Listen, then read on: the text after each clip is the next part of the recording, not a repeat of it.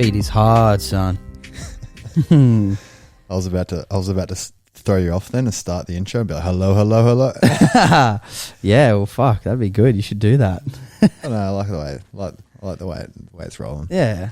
I was just thinking as that started, I was like, man, we got like fucking 20 grand worth of shit, but we don't have one plant or like, it's so bland. This table's just our two phones on it. Need a plant behind me, I reckon. Yeah, fully, Something turn it into the Amazon in here. Yeah, that's where I guess our feminine energy hasn't done that, you know what I mean? It's sure. I should hit up to Neil to get those plants back off the top of the sauna.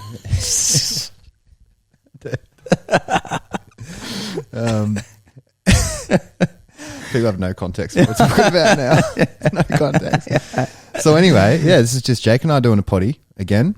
We don't do these as much, but it's always nice. It's always nice to recap on what we're going through and the journey of corrective culture as you all been following along of how quick it's all going really. And I was talking the other day. It's the first Instagram post we did was February 2020. So it shows you how quick it can all change. You know, really, really quick. You just finished. So there's a lot of things that's happened the last few months. You just finished IMS4. Yep. With Paul Chek and Matt Walden. So Jake just flew to the States. What state was it? Was it California? California, yeah. So near San Diego, about an hour and a half from San Diego. Yeah. Yeah. Just finished a course. What would you say is the outline of that course? The outline is tying like all the Chek stuff back together, I'd say. Like what I got from it was like, it's the totem pole explained in depth.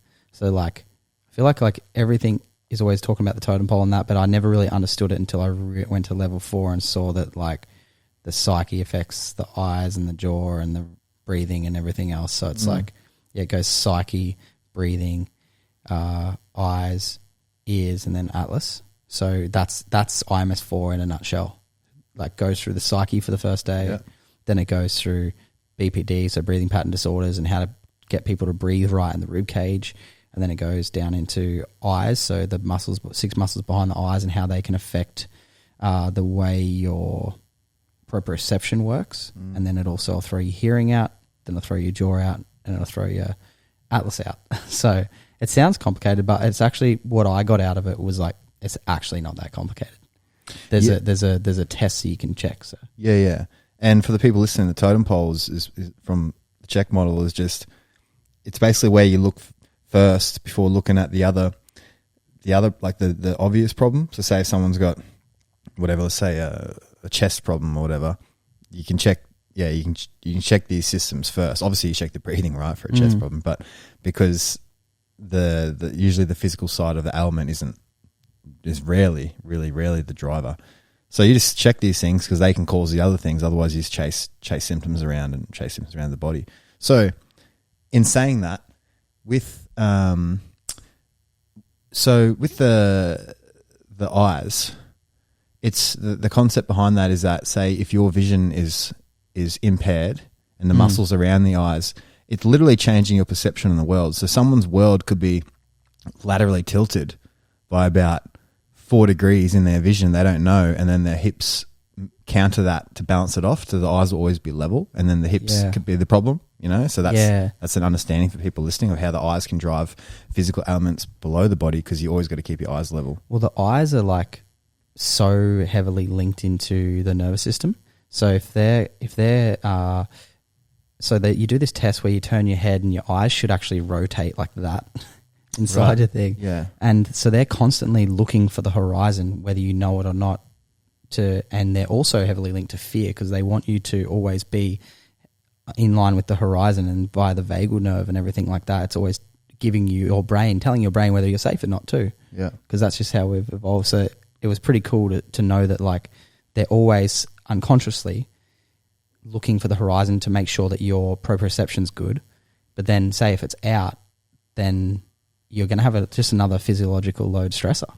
So, and what can be out is like, you could just be, over time, your eyes can get lazy, and say the right muscles in the eye could be a little bit tighter. So then when it holds your eye out your one eye out to the right longer, so it'll snap back a little bit quicker. So once you release them, you can get a lot of you can get trigger points in all those muscles. Yeah. So and they get like a cotton bud in there, and release it. And we had a cotton bud, and you kind of get it's such a unique feeling, man. And I actually did have trigger points in my eyes. Yeah, and it was such a weird feeling. Well, a lot of people would, and I think how we were talking about eyes getting lazy. Think about how there's no high rises in nature, so people don't get depth. Like we say, looking for the horizon. Some people living in London will never see horizon. Or New York will never see horizon. Unless they're like, it's so true. High. It's like they've always got this wall 50 meters away, even. So they never get that long depth perception. So you got to, if you are someone that lives in the city, you got to find these angles of long distance and then train your eyes. Because remember those things how like Human Lab talks about it. You can get a thumb in front of your eye, a thumb further out. Then you look at something 10 meters away, 20 meters away, 50, then the clouds, and you move to between them. And it's when you actually practice doing that, it feels like a lens camera. You see it go like, for sure. And you also note of which one felt like it took longer to do its job or felt a little more strained or whatnot. Or if people listening, you can look at both your thumbs or one of your thumbs, put them in front of you, and then take it out to the left, but keep your head straight and see how far you can look before it goes double vision, and take note if the left is different to the right, because then it's like it's literally stretching your eyes. Yeah. And that's how this shit happens. It would never have happened in nature. No. Yeah, it's another one of those things with the Western world. 100%, And you look at someone's eyes who's stressed and you can see their pupils are bigger. So their pupils are dilated, so that's giving the body a stress response. Yeah. So it's cool to know that the eyes connect to the psyche. Yeah. Yeah. And it's so like, massively. Because that adrenal, those adrenal tests, it's like shining a light in the eye, and sometimes the pupils won't dilate as much or something like that. Yeah, the time and stuff like that. Timing for it all. Yeah. And the you can really tell a lot, I reckon, about someone's eyes. Hey, like say if some look at a fighter and they're going out to fight, like their eyes are just like, they're just like, it's crazy. Yeah, you can. Then you can see someone who's really relaxed and you can tell that they're calm. Isn't it crazy? Yeah. What is it? Is it the eyelids that change it? Or is it well, the eyes are also the window to the soul, man. Like, like eye gazing and shit. Yeah, true. As gay as that shit is, it's like, it's legit. Yeah. It's like you can really feel someone when you look into their eyes and you're like, I see you. Yeah. Oh, definitely. Yeah. I see you, but who are you? Oh, dude, Ramdas said this thing. He's like, all right, I want everyone to point to their soul. And everyone pointed to their heart. This is completely off context, but he goes, no one pointed to their head, right? And I was like, fuck, that's good. Yeah, true. Like, everyone knows that their soul is in here. Yeah, isn't that lower, cool? Eh? Yeah, that is. Yeah, I wonder why that is. Hey, and then but really the course, like you got to hang out with Paul Chek for however long. You did a podcast with him. If you guys haven't listened to that podcast yet, go back and listen to it. But what did you get? What do you take away from from hanging out with him for a week? So much, man. Like I got so much out of it. I saw that like he's really living his truth. Like he's working a lot, like harder than us. He's juggling the Chek Institute. He's doing 2 podcasts a day. He's training every day. He's eating good food. He's got 2 wives. He's got 2 children. He's got a lot going on, like 2 young children. He's got an older child as well. Well, not a child. He's a grown man. But you can see, even though he has all this stuff going on, that's the biggest thing I've taken away is like, even though I feel like I've got a lot going on, you can be completely calm. I saw that he was really calm and he had his 4 doctors in balance. I saw that how important the totem pole is, but I saw about how on point his doctors are. Like, and he was just drilling that in. He's like, well, that's why I can do this, is because I manage my 4 doctors. Yeah. So I'm not always, and that was crazy, man, to see how much work he was doing. Like I was like hoping to get a bit of his time, but halfway through the course, I was like, man, I don't even want to fucking stress him. I don't want to, because it was just, I could see how busy he was. And I guess he might have felt that energy being like, oh, he doesn't need anything from me. And it all worked out really well. Yeah, and Paul's whatever, how old is he? 63 or something? 62, yeah. 62? Nearly 63, yeah. And for the people listening, the 4 doctors, if you don't know Paul's model, it's just a conceptual model of diet, quiet, movement, and happiness. So you just look at your life from a yin yang perspective of your diet. Is your food to yin or yang? Yang would be coffee and sugar, right? Yin would be eating too much food. Yeah, for sure. And then you look at movement, too much movement, too little movement. My whole thing is generally too much movement. So is yours. We got to always think about dialing it back. It's funny how it's the opposite in the world is the way I used to think. It's like pain gain, like going hard. But now I realize, that's when you get sick and shit. And then diet, quiet is obviously sleep and just chill. Sleep, ice bath, sauna, painting. I don't do the painting part of it, but maybe one day. Meditation, chill, and even from that, that's when we talk about the two forces of the yin yang of that. Too much or too little of Dr. Quiet. Too much is too much sleep. Too much is even too much meditation, man. Some people will just fucking meditate their life away and and take no action.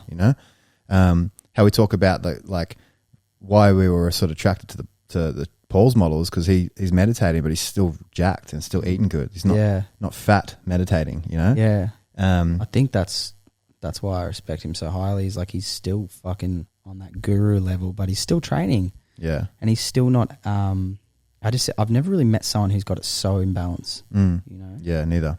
Yeah. And happiness is doing things that make you happy.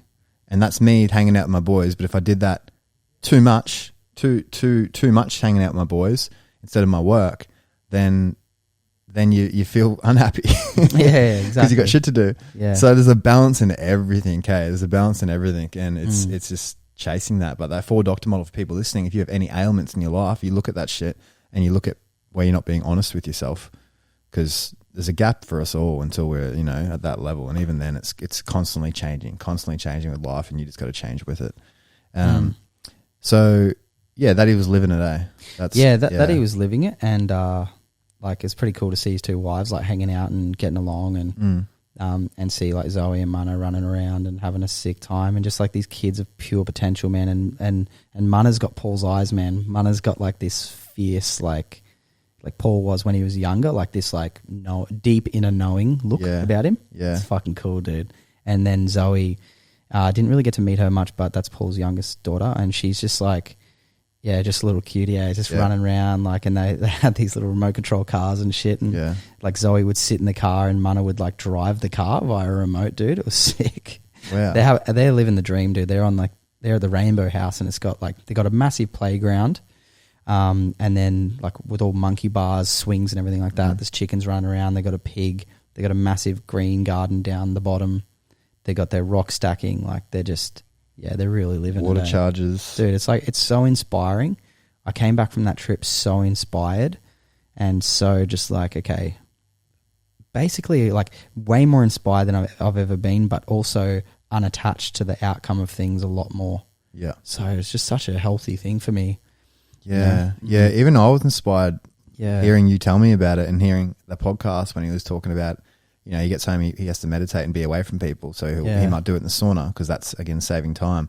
And then that made me not invite people to the sauna I had the other night and just go by myself. And usually I'm a bit of an extravert. I always want to go with someone else. But I'm just going to go by myself. And it was so nice. Yeah, for sure. And just darkness, and then while I'm detoxing, and you feel, I wouldn't have done that if I didn't hear that from Paul, and that's how it is when you hang around, or even who you listen to. So that made me make a different choice in life. And I remember sitting in that sauna just feeling so good, and I it was one of the times I'm not a really good meditator, but I managed to sort of disconnect for probably 30 seconds in that one, where I was literally not myself in some sense, or whatever it was. I can't do that often, so I couldn't do that with Tai Chi really ever. Or Qigong. So it's funny that I'm someone that's very yang in nature, but I meditate better if I'm staying still instead of moving. I don't know what it is. For sure, sure. Yeah, moving almost puts me onto I reckon that. Well, that's the beauty of it. I listened to Ram Dass's book, The Journey of Awakening, and he's they're all methods, and no method's going to suit everyone.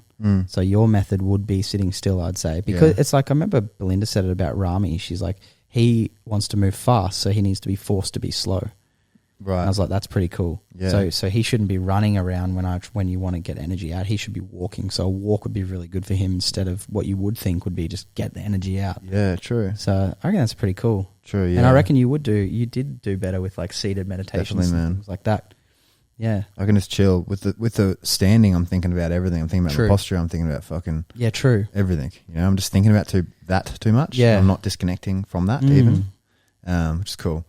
Yeah. That's and sick. so yeah, and a lot about the neck. Really, it's pretty cool what you come back with, and we're just playing. Oh, there's amazing mobilization. You would have seen it on our stories and shit. Fuck, Jake, that they showed him, which was like a upper thoracic sort of C7 region mobilization, and crazy. I've had this little jamming sensation in my neck for a long time.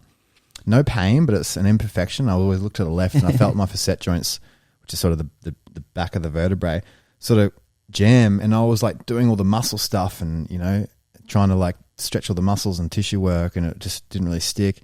And then just doing this mobilization, like moving the bones, and this is where you can start to see the benefit of certain chiropractic work, you know, how an osteopathic sort of method of mobilizing that. And God, it like freed it up like so well. I'm done to so many people now. I'm like, whoa, like, how good is it? It's all of a sudden you just turn your head way better, and it stays like that.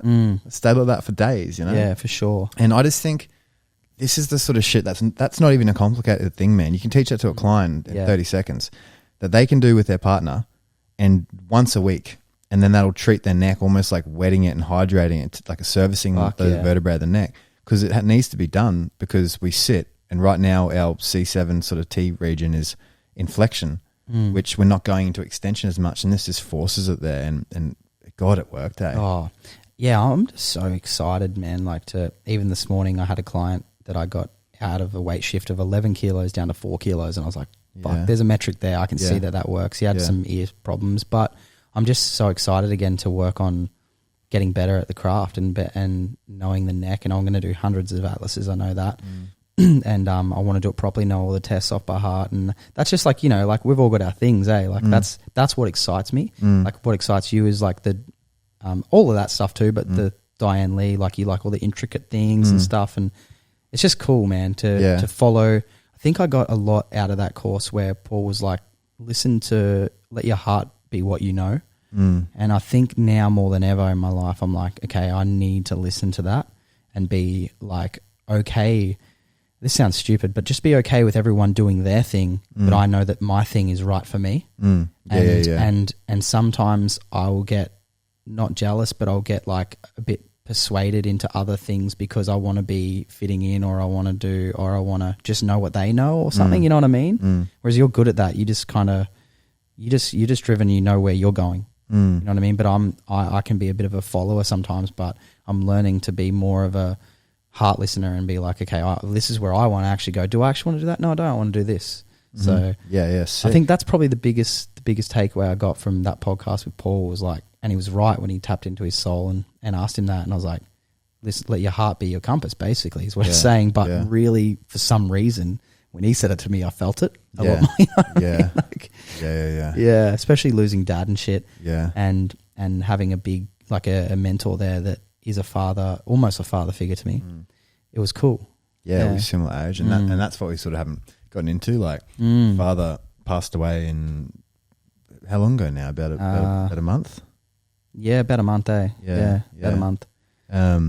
And that was super unexpected. Yeah, for sure, man. It was intense. Fucking probably the most intense feeling. Like I still feel heaps of feelings coming up when we just bring it up, but I feel so much because we were so close, and I don't know, man. Yeah, it'll it's constant waves. It's an amazing thing too.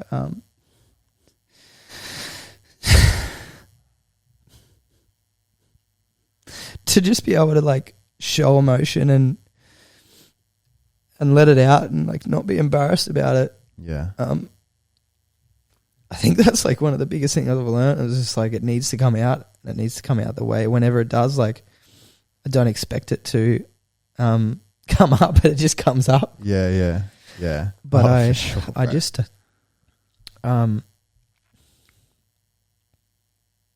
I'm just like, it sounds weird, but I'm grateful for the experience, because I know we're all going to die eventually. And,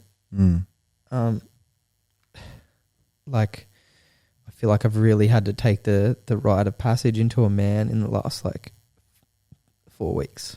Yeah. Yeah. It forces it. Yeah. It forces it. Yeah. It does, man. And yeah. I had, that's probably why. That's probably why there's death, you know? Yeah. Fair. And Dad would have done a shitty job if he didn't Yeah. like allow me to handle it, but it still doesn't change the fact that it's fucking hard to deal with the emotion. Yeah. And when I lost Mum, just for anyone out there that doesn't know that, I lost my mum when I was 18 from cancer, and I had to deal with the emotion badly because I just like suppressed it. So when Dad died, I was like, no, I don't give a fuck what anyone thinks about me. I'm going to deal with the emotion as best I can and show emotion, and not be afraid of just also being a man, but also being able to cry and be like, I'm feeling shit and I'm grieving. And that's like, one thing I noticed at the funeral, man, was like, a lot of people were like afraid of showing emotion. And I had an open casket with Dad. Like, I could see him, and I was just like, you know what? Fuck being scared anymore of anything. I want to just like face this head on and like put my hand on Dad's head and feel his cold body and say goodbye properly. And that was like a fucking brutal brutal rite of passage, like screwing the thing on the coffin and then putting it away to be killed. Like, I shouldn't say killed, but like burnt. It's a very big, like very massive thing to not close your eyes to. Oh man, it almost feel like is this real? Like, is this a dream? Like, you know, and there's nothing but time, you know, and it's fuck letting it out, and it showed like power to me anyway, because I put myself in the same, you know, in everything in life, right? You put yourself in that person's shoes, and I just think, fuck, like, you know, nothing for me. There's no bigger fear in my life. Than that. Yeah, you know? for sure, man. Well, it's a fuck, dude. Death's the psychoest thing ever. And to be honest, like, it comes with so much stuff. Like, just yesterday I was sitting there and I was thinking like, fuck, this is so hard. So even though everyone's moved on and, you know, the people that really cared, but I'm still really struggling with it. Oh yeah. It's only been a month, dude. Yeah. And the crazy thing is, well, you and your dad spoke about death all the time, sort of in a almost an unusual, like, that's uncommon, you know? Yeah. Yeah. We spoke about death on the day he died. Yeah. So, we spoke about like he's like, I'm not ready to go yet, Jakey, but if it's my time, it's my time. And that's just fucking crazy. You know, Yeah. the day, and then he died that night. So it's fucking so weird, man. I don't know. Yeah. I don't really know what to make of it yet. Like, I'm still grieving. Yeah. And I'll probably grieve for a couple of years. Yeah. You know, but I also understand that like life is brutal, but it's also beautiful. So I know that like what Paul said, like for that, I can feel I've turned a massive leaf in personally in my life because of it.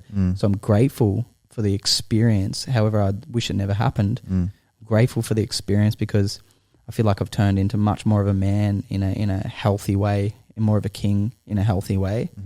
And that's what I eventually want to be able to give back to people. I used to public speak like at Exalto. There's 30 people there, and I'd cry because I have all this emotion inside that I couldn't own. So before I started to cry on this podcast, I feel it coming up and I want to suppress it, but I don't suppress it anymore. And there's so much power in that, dude. It's like there's such a power in that, and just being like okay with that. I don't know why, but there it is. And it's power to other people around. Yeah, because it's like, it's not like a mess. You know what I mean? Yeah, like it's out, and then it's like you switch back a little bit. Like it's like back and forth. It is, and you got to be okay with that. And the grieving process takes time. But what I just had a laugh about was like when I started the podcast with Paul, I cried as well, and I didn't want to, but I tried. I was like, I don't want to cry because I don't want to be an energy vampire. And I kind of got the feeling as though I was just like that's how you start the podcast, like, where, like, daddy, you know, but make me feel good. Yeah, exactly. Yeah. Save me, like, give me your energy. So I didn't want to do that, but I was like, I was sure to be like, I just needed to get that out at the start because I knew that was going to come up at some point. I just felt it. Yeah. I was afraid of it. Yeah. Oh man. Yeah. Yeah. So anyone out there, like, fuck man, if you've got some undealt, like, and don't forget that emotion feels like you don't think and feel, you can't think and feel emotion. Like, they're not the same thing. So my body has been holding this shit. I had a breathing disorder, it felt like, because I had this, like, my heart was pumping through my chest when Dad died. Like, a week before he died, it was pumping through the chest. And I thought something was going on with my heart, and Dad had something going on with his heart. So it's just fucking, what a trip, eh? And then now it's gone away. But when I was in the States, man, my body was holding some serious emotional trauma from losing Dad. But in my head, I'm like, I should be fine. A week went by, and I was like, I should be fine. But really, you shouldn't be fine. And your body keeps the score. So your body will cry the tears, you don't.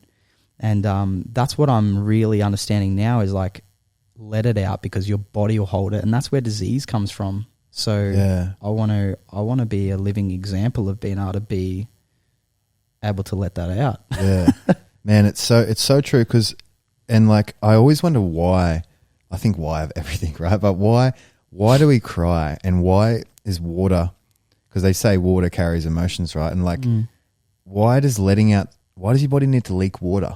You know, I think about that. I was like, I guess that's emotion, what is that? You know, like, what's in that water? True. Like, what's in that water? And it always lets a little bit out. Yeah. And it always is like, it always helps, you know, because you can only cry for so long and then you get so fucking tired and then it comes back. But it's like maybe every little time, you know, it's dude less. Yeah, well, I don't know. Like, well, one of the things Matt Walden said over there is the diaphragm holds the grief. Right. So that's why in a lot of native cultures, when they grieve properly, they scream and they go, and they let it out, man. And it fucking felt good to do that when I saw Dad's body.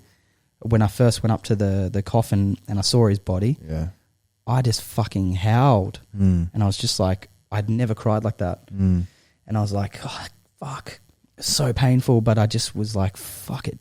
It made sense when Matt was talking about letting it out of the diaphragm. So when Dad's partner, who was crying a lot, she was very vocal. And I was like, that's interesting that she's vocal. Another interesting thing while we're talking all topics, Dad, is like, I felt this inner need to see the body. And for anyone losing a parent or a child or anything out there, as hard as it is to see the body, it is so necessary. I just wanted to say this because that was the hardest thing I have ever done, ever. You know, there's nothing harder. But seeing the body for me made me understand that it's important to bring it into the frontal lobe, out of the emotional brain into the frontal lobe, and seeing that they've moved on from their body and out of this realm. Wow. So for me, that felt like it healed me 10 years. Wow. Instantly. Like holding him and saying a prayer for him and talking to him, I just got this crazy feeling of like he's not there anymore. And he's not, but it just, I can't put it into words. It was more of a feeling or a something. Yeah. I also, so that's some advice I would definitely give from the dying experience. I remember that because I'd catch myself thinking, nah, I don't want to see him. Don't want to see him. Yeah, don't want to see him for sure, you know what I mean? For sure, man. Like it's so hiding scary. away from it, you know. Hiding, like you said before, trying to think your emotions away. Yeah, so you can't think your emotions away. It's crazy. Yeah. We all try and do it. That was a good. Exactly, man. And also look, like I didn't feel Dad's spirit around him that day, at the funeral. At all. Like I felt like he talked to me so much about death and he was so ready to move on to the next realm. I get a feeling as though he was quickly gone to the spirit realm or soul land or whatever you'd like to call it.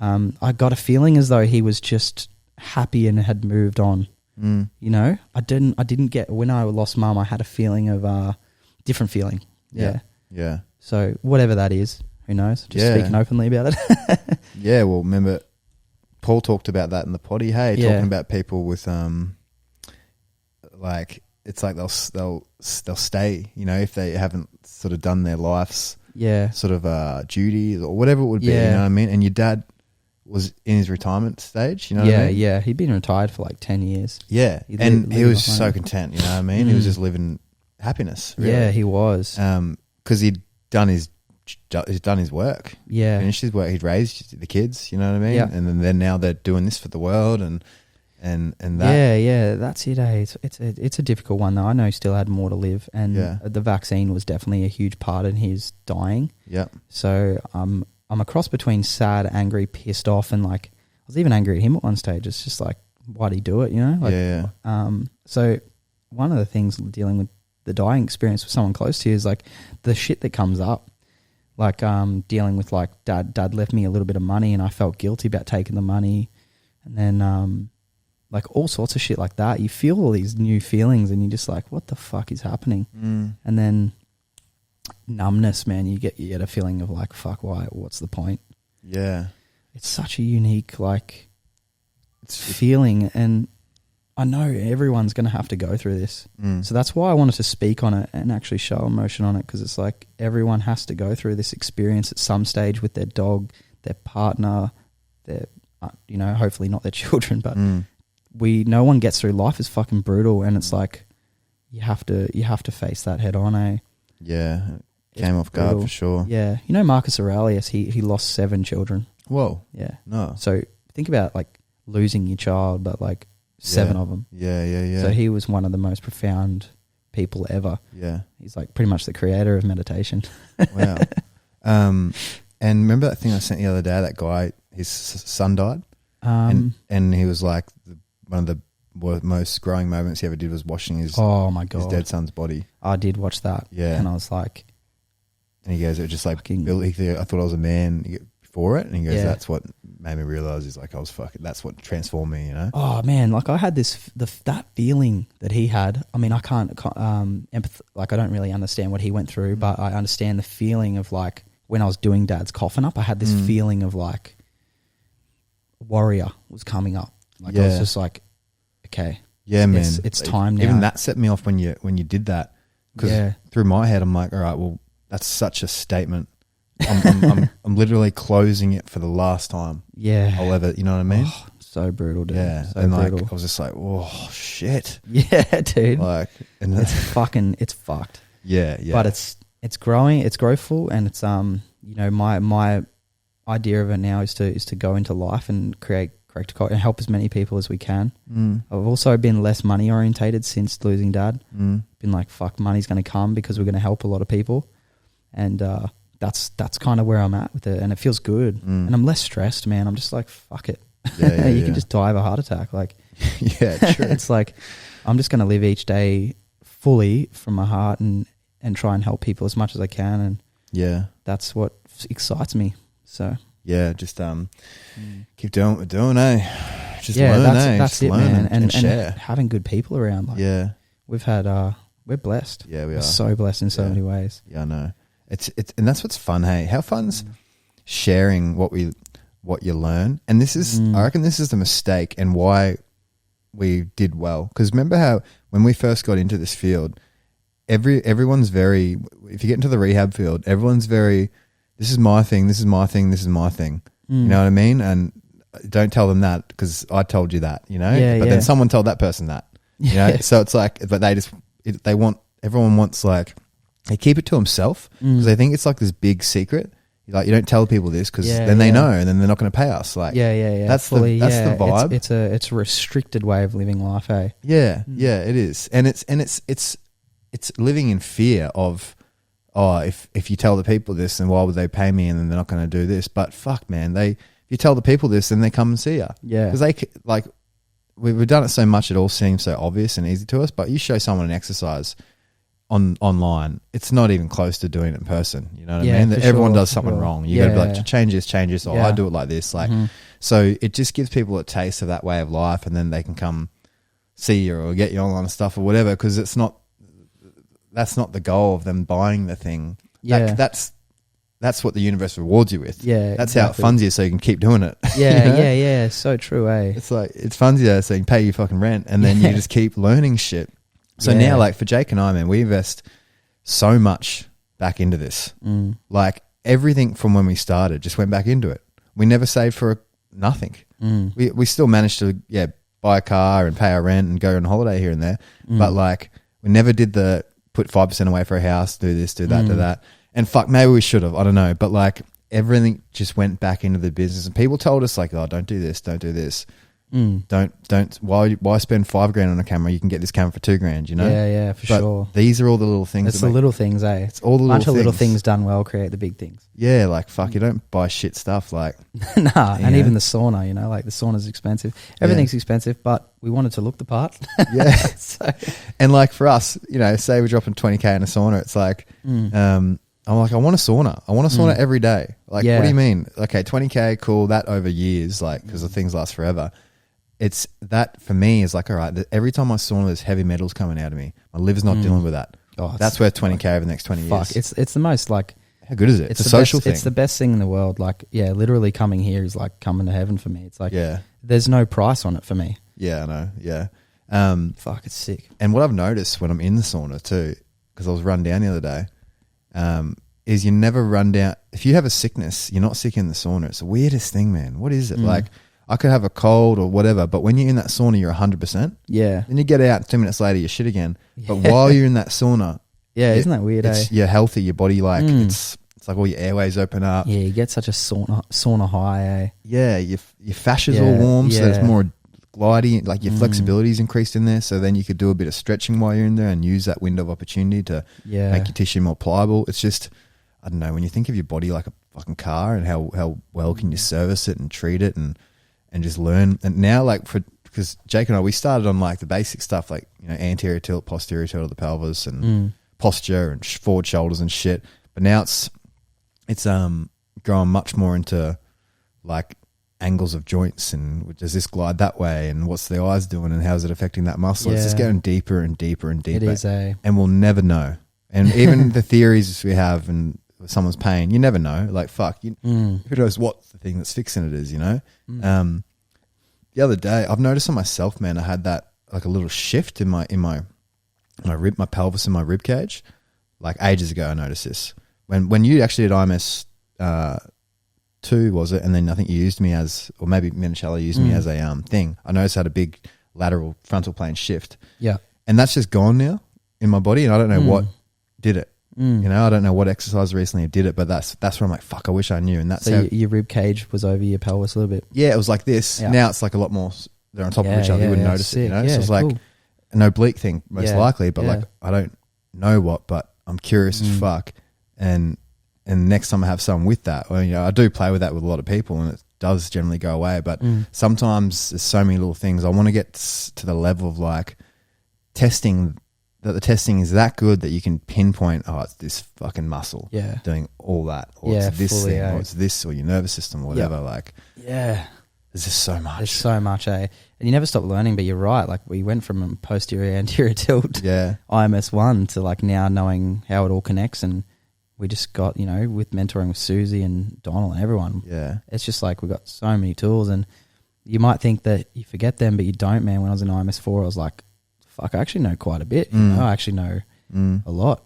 Happens slowly, eh? It does. Like, it's like you retain the information, you know, and I was like, fuck, actually, I remember all this. Like, this is good. And it hits a point where, and I don't know, confidence wasn't there at the start. And then one day I just felt super confident with it all, with the clients we were getting anyway. I was like, oh yeah. And I don't know when that happened. Yeah. It was like a weird thing. It was like, and now what it feels like is with movement, it feels like you can see the people that do get it and don't get it. I like sometimes people say shit and it's sort of like I'm thinking this person doesn't get it. Like in the sense of they've read some shit, they understand some papers and science, but they don't get it. They don't actually feel the body in their own body, especially in their own body. I think that's so big. Doing everything in your own body, because a lot of people listening to this now that are studying Chek or want to study Chek or you know, just learning about it all. And that's what I encourage people so much is every exercise you you give to someone, or whatever it is, you just got to do it heaps and heaps. And all of a sudden you just get better and better and better at it. Yeah. Because all the little things you fucked up at, when you see a client do it, you remember it, and then you figured out things and constantly connect to your body over and over and over again with every exercise.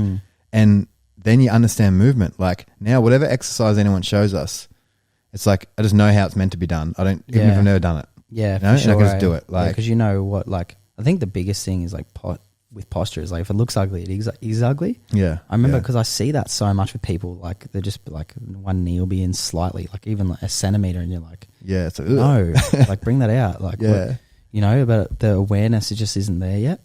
Yeah. But fuck, it's like important. And then you look at the head. Like I didn't realize I wasn't looking at the head much, you know? Yeah. I looked at a plumb line of the guy that was in this morning when I was over at IMS4, and I was so fixated on his lower body that I didn't even look at his head. And I looked at his head in the photos, and it's like crooked. Oh yeah. And I was like, true. fuck. So his eyes would think it's level too, man. Yeah, for sure. You know There's what I mean? some big stuff going on. Like he's losing his hearing. Right. So anyone who knows, the Chek model, it's like the hearing is like one of the most important things. So, and he's always tilting his head.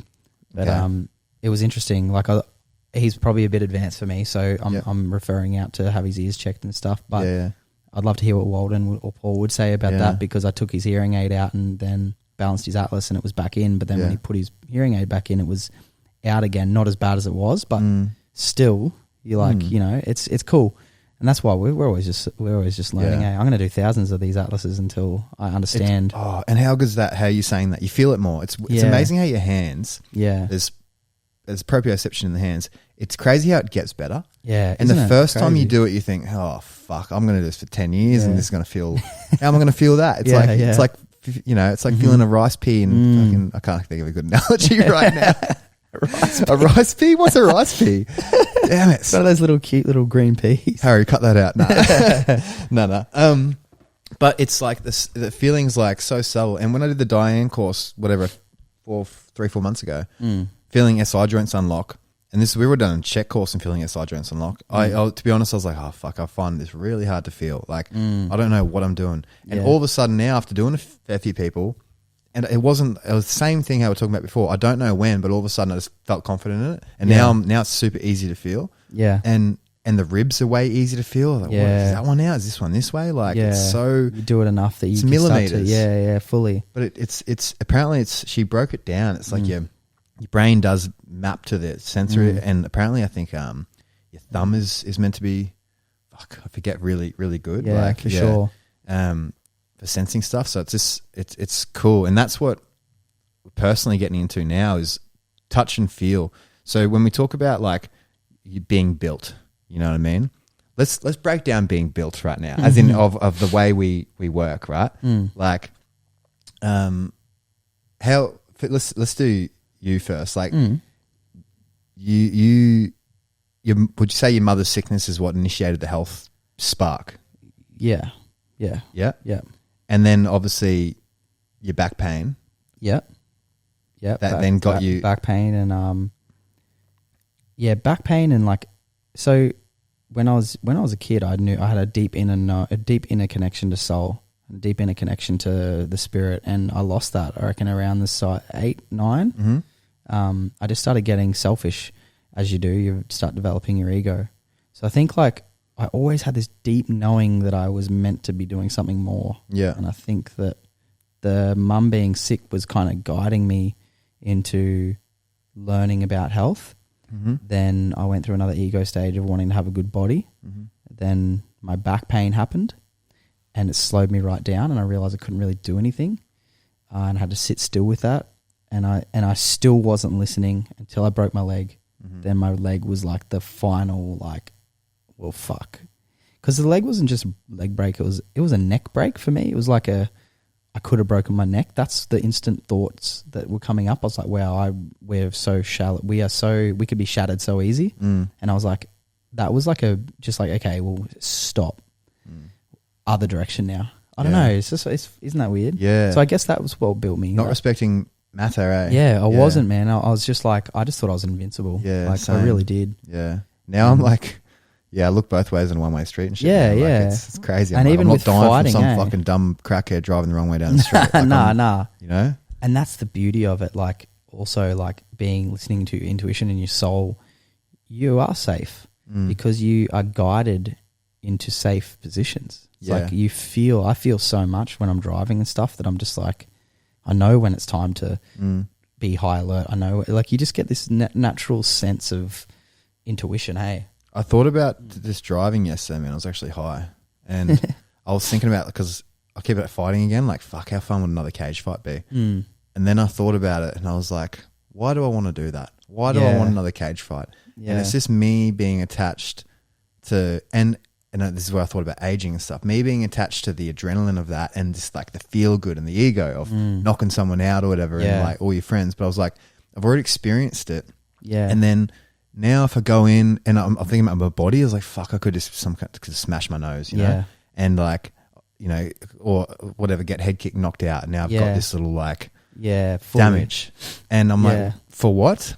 You know, for the experience. And I've realized it's not, the body's fine. If anything, I'm stronger than ever. I've got a way higher chance of winning now. But I was like, it's, when we think about people aging and people quitting footy, you know, and late 20s is old for footy, I'm like, I don't think it's the body. I think it's the mind. Yeah. That stops it. Yeah. It's that warrior, like I was ready to train and do all this and grind because I didn't have enough else going on. But now I got way more exciting shit that like me winning a fight's going to be great. But me going to the States and meeting Paul after years and years of work and, or rehabbing someone, it's like, much more exciting. That's a fucking high, man. And yeah, I agree. Without the punishment and pain that I've already done the grind with my body, you know, like now I just want to maintain it and be healthy and strong and do jiu-jitsu. I feel you, man. I'll read you this quote because like this might speak to you a little bit because it speaks to me. It's fucking gold, eh? Jiu-jitsu still hits the spot. We're still killing people. Dude, 100%. Still fucking killers. Yeah, we're still killers. Yeah. That's why, honestly, I was saying the other day, I was like, I feel like better than I ever have been with that stuff, but I'm more scared to fight now than I ever have been because I just love life so much. Yeah. Life's just so good now and I just don't want it to, that's what's been hard too. Like, you don't want it to end when it's so good. Yeah, I know. Yeah, it's crazy. But this is a quote from Ram Dass. It's very far out when you begin not to think, or the thinking's going by and you're not identified with being the thinker. You really think you've lost something. It's a while before you can appreciate the peace that comes from the simplicity of no mind, of just emptiness, of just not having to be somebody all the time.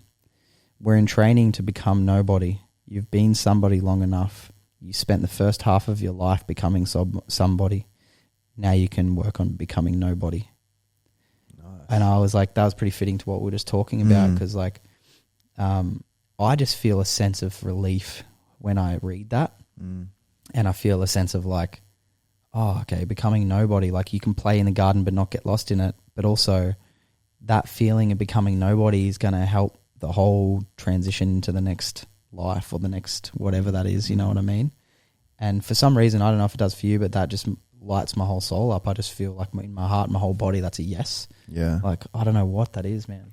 Yeah. It's got a lot. Everyone like that. Yeah, true. It has to, eh? Right. Yeah. It's like, it's just like let it all go, right? Yeah. Same thing with the back of our shirt. Give it up to have it. Give it up to have it all. The business doesn't do well for a couple of weeks, you know? It's like, let it go. Yeah. Become nobody. Like there's no outcome. You know, it's all perfect. Yeah. And the more you can delve into that, the more life just becomes like, oh, I'll go for a surf now. Yeah. Oh, actually, I feel like a dandelion tea. I'll have that now. You never have to arrive anywhere. Yeah. It's so good, dude. It's like that's the way to live life. You never stress like, oh, relationship, but it's perfect. Yeah. It might have a few holes in it, but it's perfect. You know, it's just everything can be looked at like that. Yeah. Yeah, you can surrender to everything. And that's like it's such a good feeling. So and back to like you being made and the way we work now. No, I forgot too, but yeah.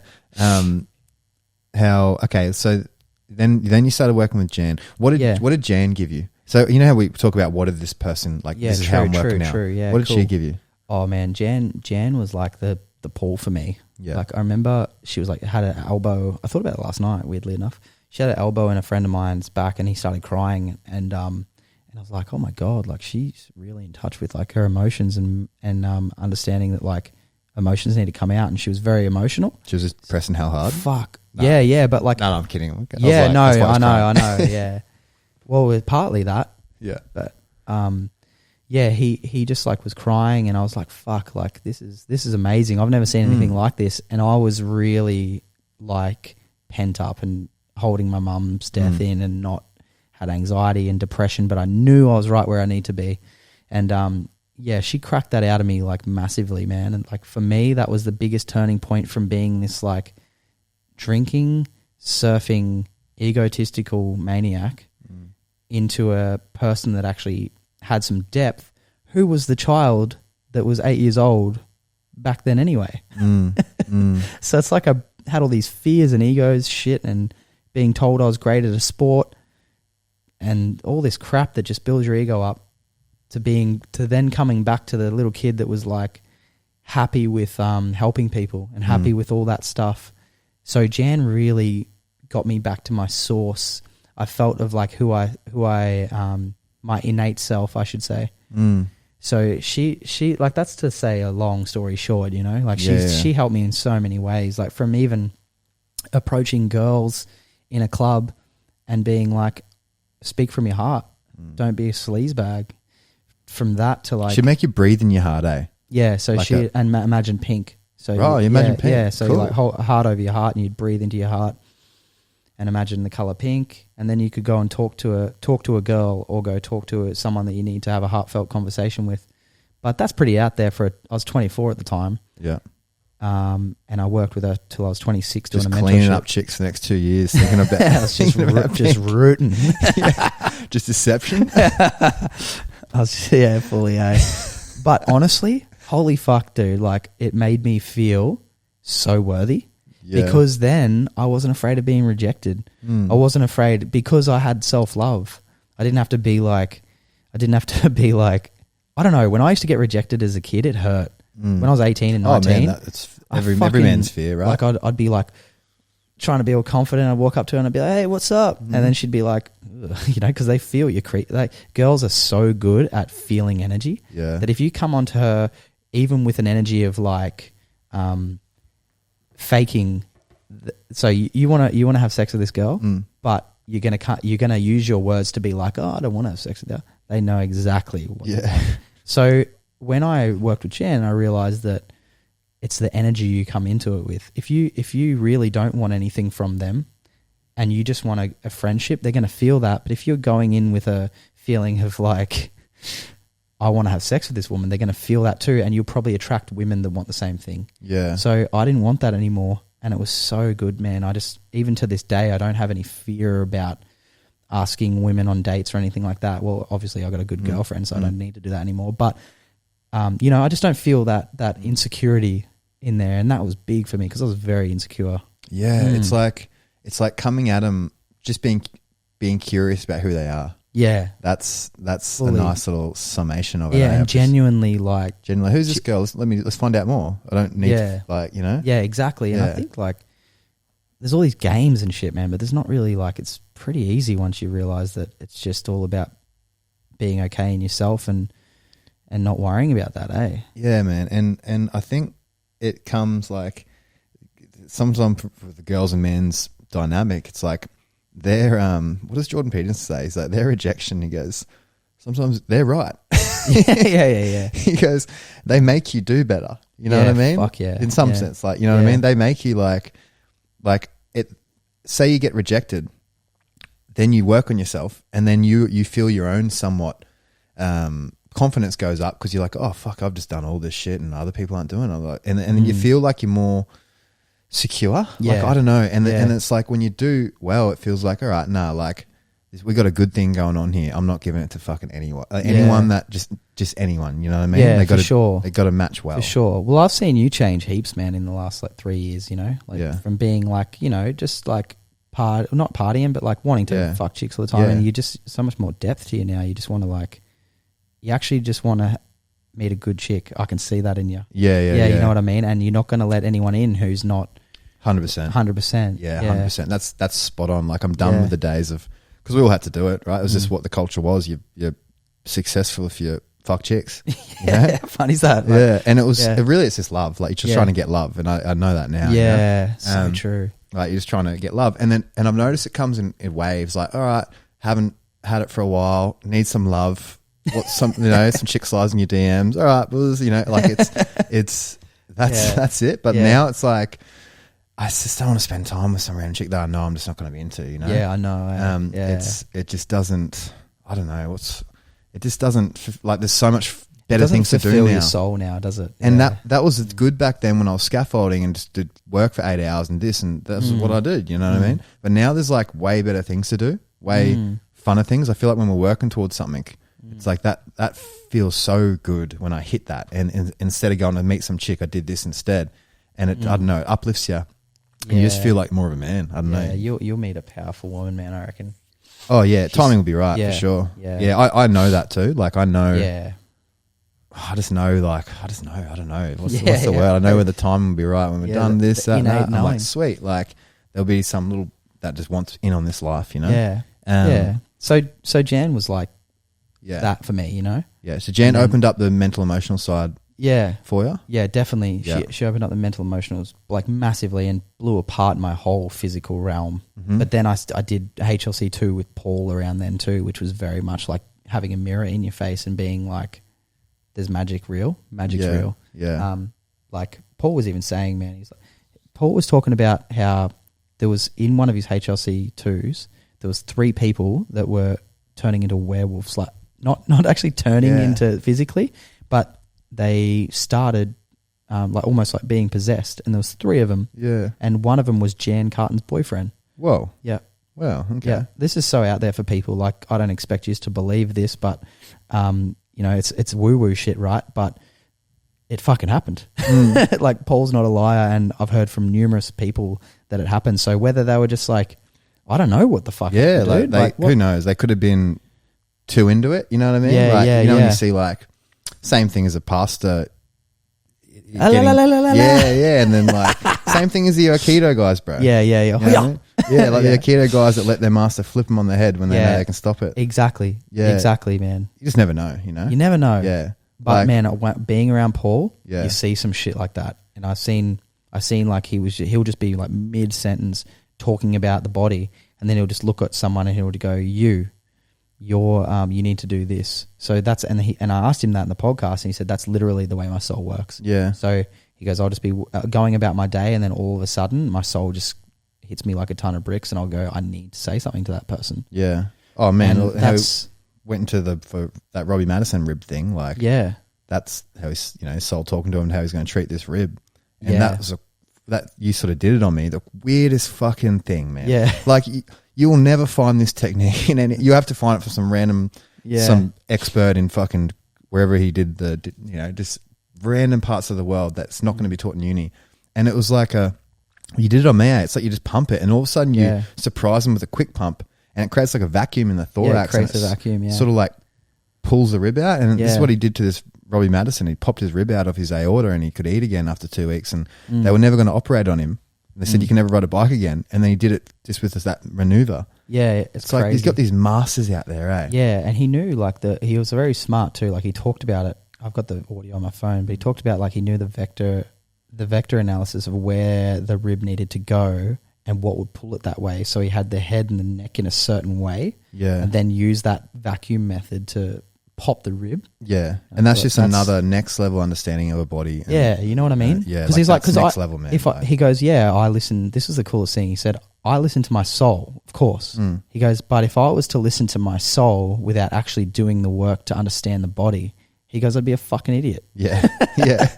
Yeah. And I was like, that's so smart. I was like, that's exactly right. Yeah. So you got to know enough about the body, but also be guided. And it's all physical matter. He's just moving it around. Yeah, like it's, for sure. Yeah. Like with this guy today, I said, I just felt the need to tell him. I said, like, look, it's time to switch to organic food, dude. Even though he kind of told me he was eating organic food, I could tell he wasn't. Yeah. And I said, it's time. And he goes, yeah, I know. I've been shopping at Coles, blah, blah, blah. Yeah, yeah. And I was like, the more you can start to operate from that feeling of knowing, or that deep knowing, it's so good. Yeah, man. It makes it so much better. It's not even expensive, man. Even at the expensive shops. I know. It's not even expensive. No, I know. Get And one broccoli, it's 2 meals and the fucking steak. Like you're spending, yeah. you know what I mean? Like it's crazy. Crazy, man, yeah.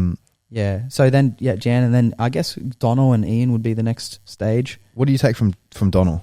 Man, I love the way he's really, like Donald for me was just really like straight down the line, and like don't bullshit yourself. Yeah. Just fucking do the work, or fuck off. You're wasting time. Yeah. You're wasting your money. Thing, Yeah. Like he's really like can be quite harsh like that, but I liked that because it was like, for me, it was like I needed that, and I needed to be to understand how militant it can be. And Paul's a bit like that too. You just got to be like, okay, here's black and white. You know, it's either you get better or you don't. Yeah. Are you eating organic food? Oh, well, I'm 50%, 50, you know. Well, you're going to get 50-50 results. Yeah. So it's like sometimes you just need that. And it sounds silly, but that's honestly the truth, eh? Yeah. It's like, yeah. Well, if they're not eating organic food, they're not respecting their matter, you know. yeah. That's that same concept. They're just eating shit and they're Yeah. And Donald was like, Donald's just always been fucking, Donald is the man. Yeah. He's always just helped us, you know. He's always been a sick mentor. Yeah. And then Kathy as well, his wife. Yeah. And then I think Ian was really good. It was shortly lived. Yeah. I think we only worked with him because he's on the coast for 8 months or something. But that was great. Like definitely, I'm so much more confident with hands and shit now. Yeah. And I know you are too. Yeah. And then now I feel like I'm in the most exciting stage of that being built phase. Yeah. For sure. Yeah. No, just bring him. You know, a Susie. You know. Oh fuck, Susie! Yeah. Shit, sorry. Yeah. Susie's like the fucking. Susie's like one of the main ones. Yeah, like she's just like. Fuck, she helped us a lot, eh? I do really well with feminine energy, being taught from feminine energy. So when we started doing mentorships with her, I could actually just ask the dumb questions that I wanted to ask. And, you know, she's so humble. Like when I was at level 4, Paul was just like, man, Susie's the best ever. Yeah. Like everyone's just like, even Walter, everyone was talking about how good Susie is.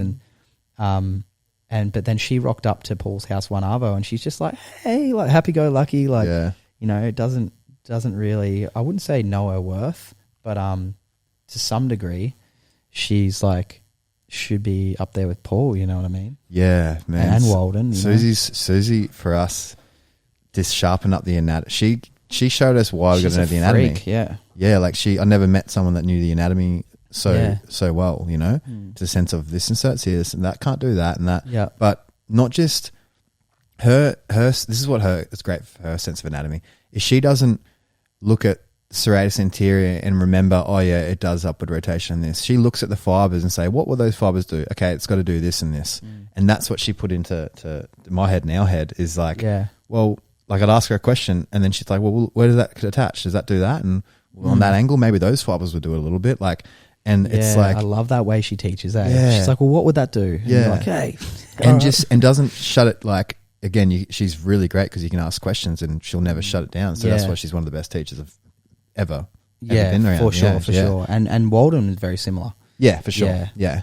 Good teachers, man. It's their archetype. And that's why they're successful, you know? Yeah, for sure.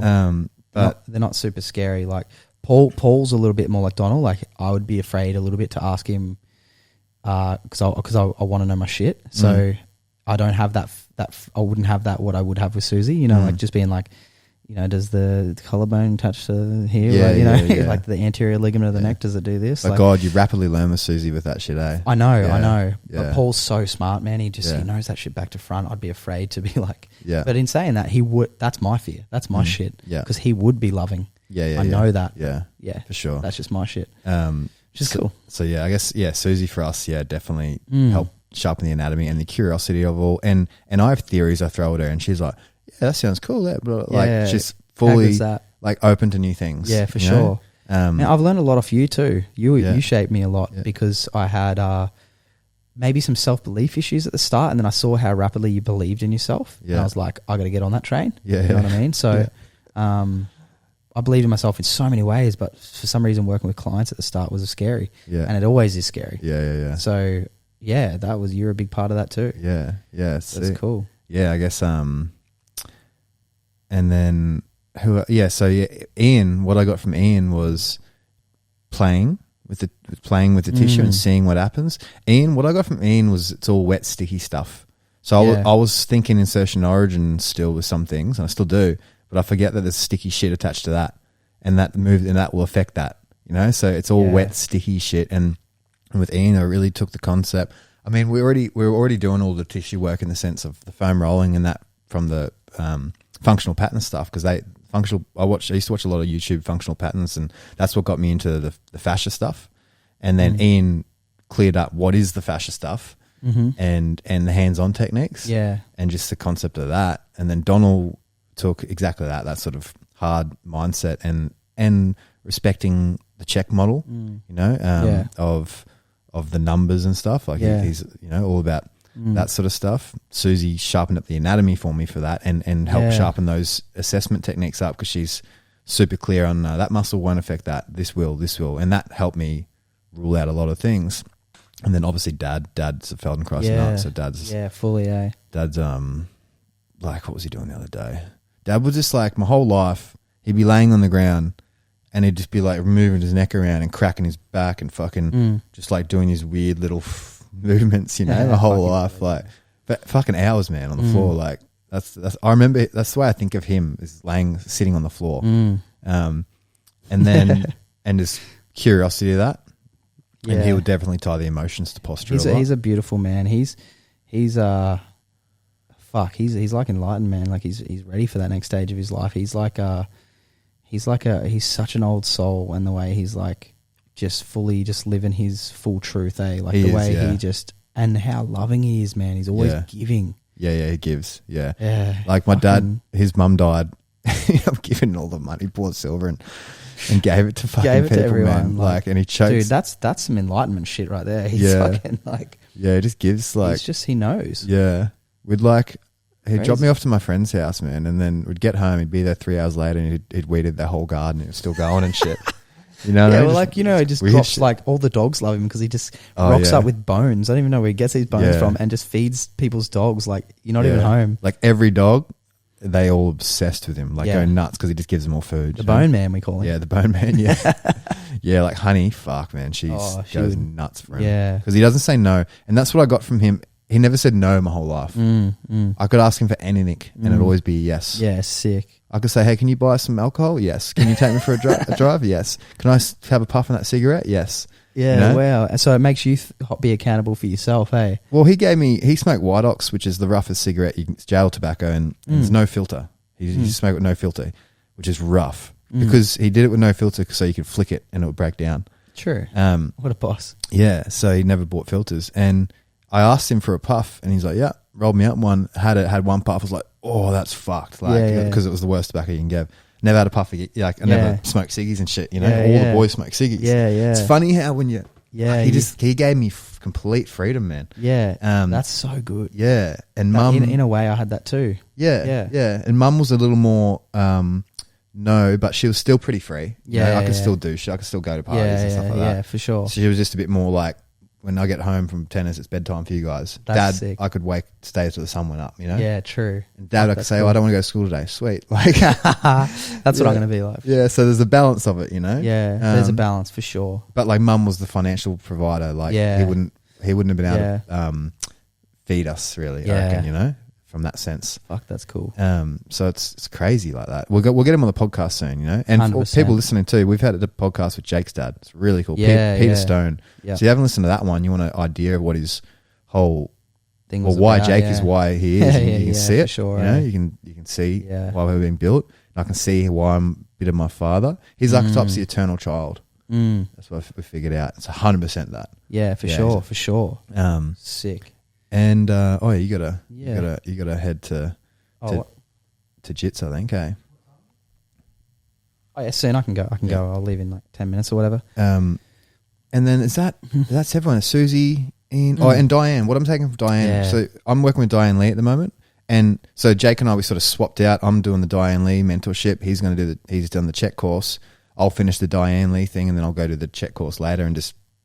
We're just swapping and helping each other. And the Diane course and the latest Chek course go really well together because it's all about her stuff's all about the rib cage and the neck, mainly the rib cage. But what I got from her is feel. So from Susie, it's I got anatomy, but from Diane, I've got what does that feel like under your skin?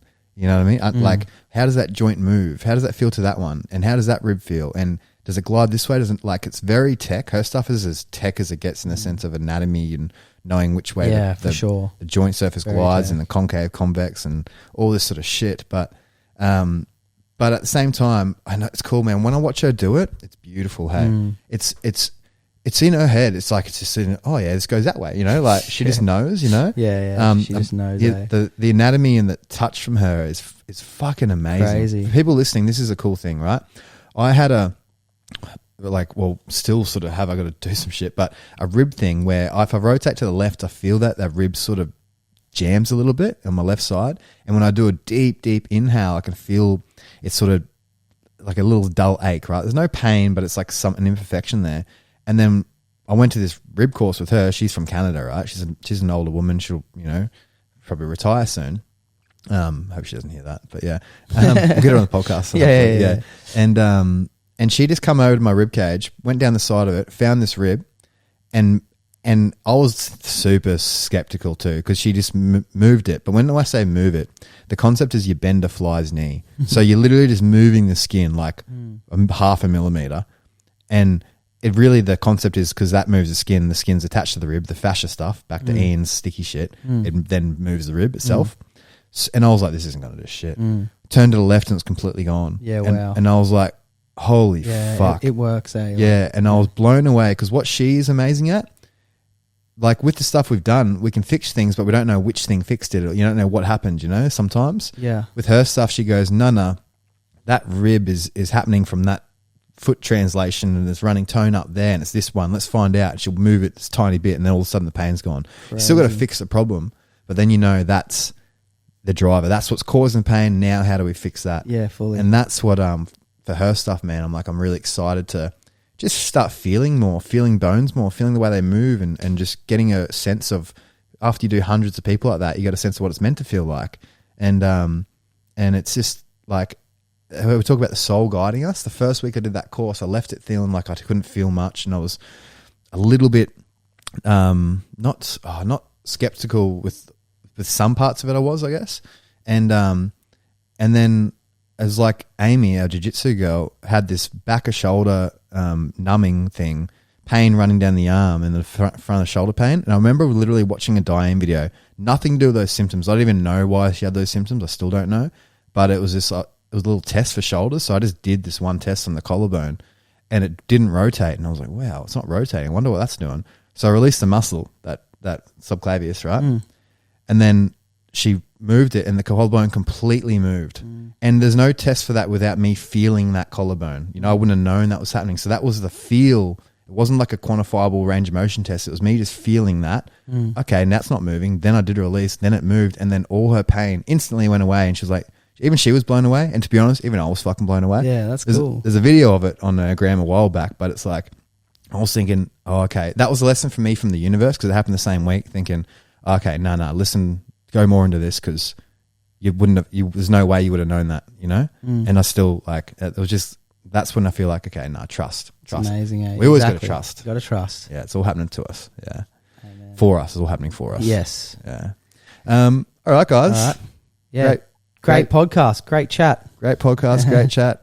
Much love. Catch you next time. See ya.